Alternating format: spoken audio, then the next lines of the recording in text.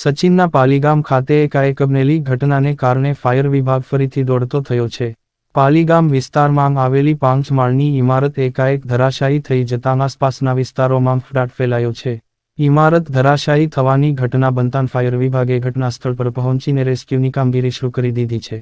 ફાયરના ઉચ્ચ અધિકારીઓ તેમજ સચિન પોલીસ સહિતના અધિકારીઓ પણ ઘટના સ્થળે પહોંચી ગયા છે. 2017 માં બનેલું બિલ્ડિંગ 2024 માં તૂટી પડ્યું. રેસ્ક્યુ માટે ફાયરની ટીમ ઘટના સ્થળે પહોંચી ગઈ છે, જ્યારે કલેક્ટર, પોલીસ કમિશનર સહિતના ઉચ્ચ અધિકારીઓ પણ ત્યાં દોડી ગયા છે. દરમિયાન અંદર લોકો ફસાયેલાની આશંકા રાખીને લાઈવ ડિટેક્ટરથી સર્ચ કરાઈ રહ્યું છે, જ્યારે કાટમાળ નીચે કેમેરો નાખીને શોધખોળ કરવામાં આવી છે. એકનો મૃતદેહ બહાર કાઢવામાં આવ્યો છે.